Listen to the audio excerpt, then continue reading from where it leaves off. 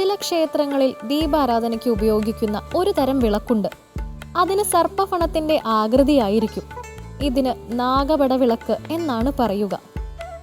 ഭയം, നാഗദോഷം എന്നിവ അകറ്റുന്നതിനും ധൈര്യം ലഭിക്കുന്നതിനും നാഗപട വിളക്കുകൊണ്ടുള്ള ആരതി കാണുന്നത് വളരെ നല്ലതാണ്. ഇനി ഇന്നത്തെ ദീപാരാധന കാഴ്ചയ്ക്കായി ക്ഷേത്രാങ്കണത്തിലേക്ക് പോകാം.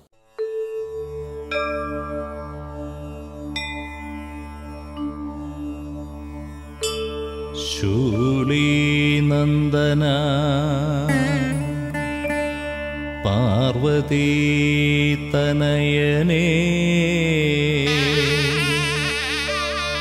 ഏകദന്ത ഗജാനന സൽകർമ്മമേതും തുടങ്ങിടുമ്പോൾ വിഘ്നമകറ്റിക്കാത്തിടുവാൻ. ഹൈന്ദവ വിശ്വാസത്തിലെ ത്രിമൂർത്തികളിൽ ഒരാളായ ഭഗവാൻ ശ്രീ മഹാവിഷ്ണുവിന്റെ നാമത്താൽ രൂപം കൊണ്ട നഗരമാണ് തിരുവനന്തപുരം. ഭഗവാൻ ഇവിടെ അനന്തശായിയാണ്. നഗരത്തിന്റെ തെക്ക് തിരുവല്ലം പരശുരാമ ക്ഷേത്രം ഭഗവാന്റെ ശിരസിന്റെ സ്ഥാനത്താണ്. ശ്രീ പത്മനാഭസ്വാമി ക്ഷേത്രത്തിലാണ് ഉടൽ. ഭഗവാന്റെ തൃപ്പാദം വടക്ക് ദിശയിൽ തൃപ്പാപ്പൂരിലാണെന്നും വിശ്വസിച്ചു പോരുന്നു. ശ്രീ പത്മനാഭസ്വാമി ക്ഷേത്രവുമായി അഭേദ്യ ബന്ധമുള്ള ക്ഷേത്രമാണ് കഴക്കൂട്ടം തൃപ്പാപ്പൂർ തൃപ്പാദപുരം മഹാദേവ സന്നിധി. അനന്തന്റെ പുറത്ത് പള്ളികൊള്ളുന്ന മഹാവിഷ്ണുവിന്റെ പാദസാന്നിധ്യമുണ്ടെന്ന വിശ്വാസത്തിലാണ് ഈ സ്ഥലത്തിന് തൃപ്പാദപുരം എന്ന പേര് ലഭിച്ചത്. ഐതിഹ്യങ്ങൾ കൊണ്ടും ചരിത്ര പഴമ കൊണ്ടും സമ്പന്നമായ ഈ മഹാക്ഷേത്രത്തിലേക്കാണ് ഇന്ന് സന്ധ്യാദീപത്തിനായി മംഗളാരതി തൊഴാൻ പോകുന്നത്.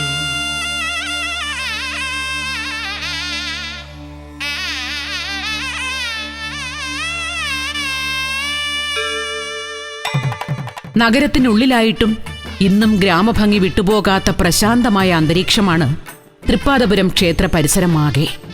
ക്ഷേത്രസന്നിധിയിൽ എത്തുന്ന ഭക്തരുടെ മനസ്സിന് കുളിർമ നൽകുന്ന കാഴ്ചയാണ് ക്ഷേത്രത്തിലെ വിശാലമായ കുളം.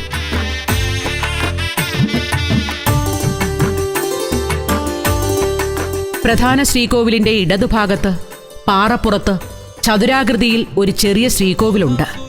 ഇവിടെ പാറപ്പുറത്ത് പാദം പതിഞ്ഞ അടയാളം വ്യക്തമായി കാണാം. ഈ പാദം മഹാവിഷ്ണുവിൻ്റേതാണെന്ന് ഭക്തർ വിശ്വസിച്ചു പോരുന്നു. ഈ സ്ഥലത്തിന് തൃപ്പാദപുരം എന്ന പേരുണ്ടാകാൻ കാരണം ദേവന്റെ പാദസാന്നിധ്യമാണെന്നതിന് ഒരു തെളിവ് കൂടിയാണത്.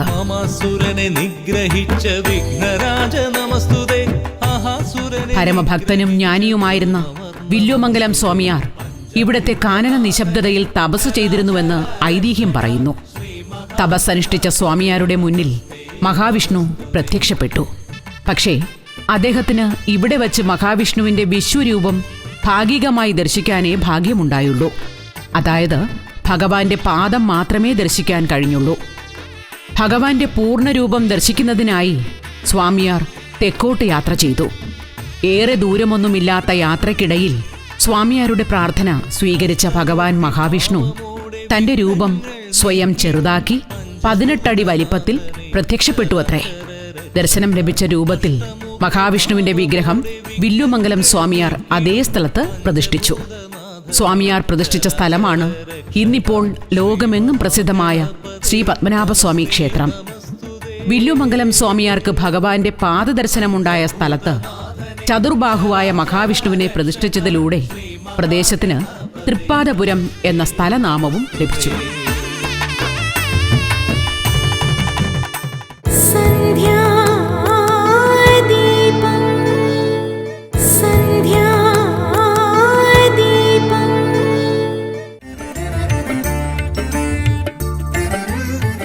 തൃപ്പാദപുരം ക്ഷേത്രത്തിൽ ശ്രീ പരമേശ്വരന് കിരാതമൂർത്തി ഭാവമാണ്. വട്ടക്കോവിൽ മാതൃകയിലുള്ള ക്ഷേത്രത്തിൽ കിഴക്കോട്ട് ദർശനമായാണ് ഭഗവാൻ ഭക്തർക്ക് ദർശനം നൽകുന്നത്. ഭഗവാന് തൊട്ടുമുന്നിൽ നമസ്കാര മണ്ഡപം.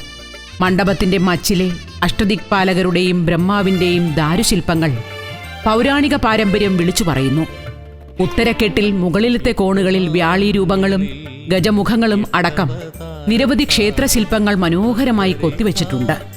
അതുപോലെ തന്നെ നാലമ്പലവും ബലിക്കല്ലും ബലിക്കൽപുരയും കൊടിമരത്തിന്റെ പ്രൗഢി ക്ഷേത്രത്തിന്റെ പഴമയുടെ മഹത്വം വിളിച്ചു പറയുന്നു. വിഘ്നേശ്വര നിന്നവതാര മഹാദേവന് അഭിമുഖമായി അകലെയല്ലാതെ കിഴക്കുമാറിയാണ് മഹാവിഷ്ണു ക്ഷേത്രം. മഹാദേവനെ കാണത്തക്ക വിധം പടിഞ്ഞാറോട്ട് ദർശനമായാണ് മഹാവിഷ്ണുവിന്റെ പ്രതിഷ്ഠ.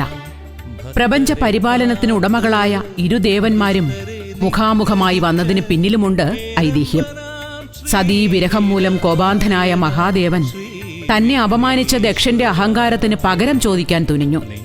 അതനുസരിച്ച് ഭഗവാൻ തൃക്കണ്ണിൽ നിന്ന് ഭദ്രകാളിക്ക് ജന്മം നൽകി. അതിനുശേഷം കോപിഷ്ഠനായ മഹാദേവൻ ഈ ക്ഷേത്രത്തിൽ കുടികൊള്ളുന്നു എന്നാണ് സങ്കല്പം. ശ്രീ പരമേശ്വരന്റെ കോപം ശമിപ്പിച്ച് ഭഗവാനെ സാത്വിക ഭാവത്തിലെത്തിക്കാൻ മഹാവിഷ്ണുവിനായി പ്രത്യേകം ശ്രീകോവിൽ പണിത് പ്രതിഷ്ഠിച്ചുവെന്നും സങ്കല്പമുണ്ട്.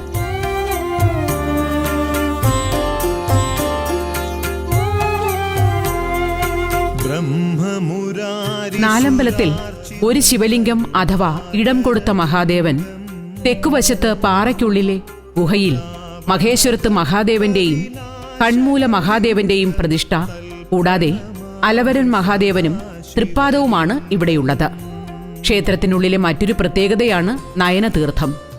പാറപ്പുറത്ത് നയനാകൃതിയിലുള്ള നീരുറവ വേനൽക്കാലത്ത് വറ്റിപ്പോവുകയോ വർഷകാലത്ത് കവിഞ്ഞൊഴുകുകയോ ചെയ്യുന്നില്ല എന്നത് ഭക്തരെ വിസ്മയപ്പെടുത്തുന്നു. ഇവിടെ വഴിപാടുകൾ സമർപ്പിച്ചാൽ കണ്ണുരോഗം മാറുമെന്നാണ് ഭക്തരുടെ വിശ്വാസം. അതുപോലെ തന്നെ അപസ്മാരം, കുഷ്ഠം മുതലായ രോഗങ്ങൾ പിടിപെട്ട നിരവധി ആളുകൾ തൃപ്പാപ്പൂരിലെത്തി പ്രാർത്ഥിച്ച് സുഖം പ്രാപിക്കുമെന്ന വിശ്വാസവുമുണ്ട്. പത്മനാഭസ്വാമിയുടെ പാദമായ തൃപ്പാദം എന്നാണ് ഈ സ്ഥലത്തെ ഇതെങ്കിലും എഴുത്തുകുത്തിൽ തൃപ്പാപ്പൂർ മഹാദേവ ക്ഷേത്രം എന്നാണ് അറിയപ്പെടുന്നത്. മഹാദേവനും മഹാവിഷ്ണുവിനും ഒരേപോലെ തുല്യ പ്രാധാന്യമുള്ള ഒരമ്പലമാണ്.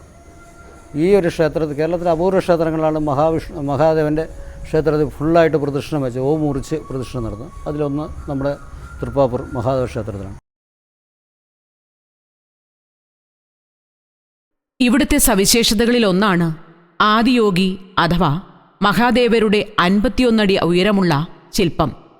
ക്ഷേത്രത്തിലെ ആറാട്ടുകുളത്തിന്റെ കിഴക്കുഭാഗത്തായി ഉയർന്നു നിൽക്കുന്ന പാറയിലാണ് ആദിയോഗിയുടെ ധ്യാനനിദ്രമായ ശില്പം നിർമ്മിച്ചിരിക്കുന്നത്. ഇതിനു പുറമെ ഉപദേവതകൾക്കെല്ലാം പ്രത്യേക ശ്രീകോവിലും പ്രതിഷ്ഠയുമുള്ള ക്ഷേത്രമെന്ന പ്രത്യേകതയുമുണ്ട്. ശാസ്താവും ഗണപതിയും വരാഹവും ഭഗവതിയും നാഗരുമെല്ലാം തൃപ്പാദപുരം ക്ഷേത്രത്തിന് ചൈതന്യം പകരുന്നു.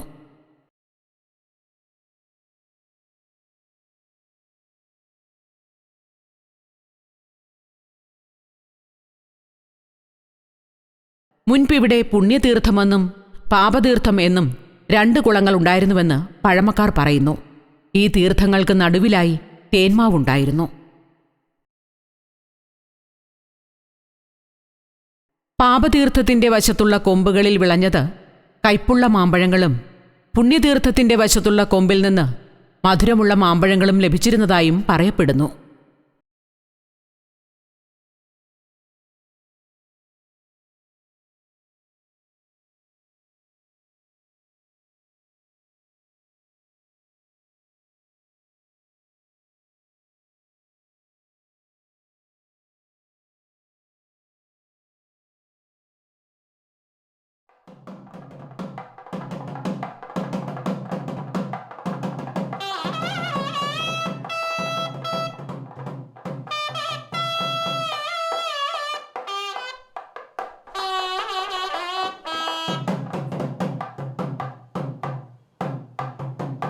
ശിവരാത്രിയോടനുബന്ധിച്ച് 7 ദിവസം നീണ്ടുനിൽക്കുന്ന ഉത്സവത്തിന് പുറമെ 8 ദിവസവും 10 ദിവസവും വീതം നീണ്ടുനിൽക്കുന്ന വേറെ 2 ഉത്സവങ്ങൾ കൂടി തൃപ്പാദപുരം മഹാദേവ ക്ഷേത്രത്തിൽ ആഘോഷിച്ചു വരുന്നു.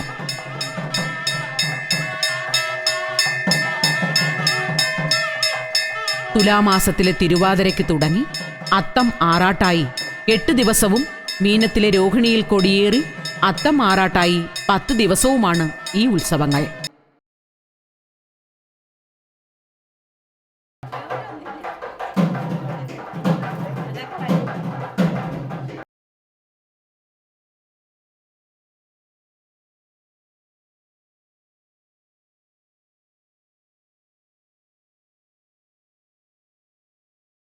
തുലാമാസത്തിലെ ആറാട്ട് ക്ഷേത്രക്കുളത്തിലാണ് നടത്തുന്നത്.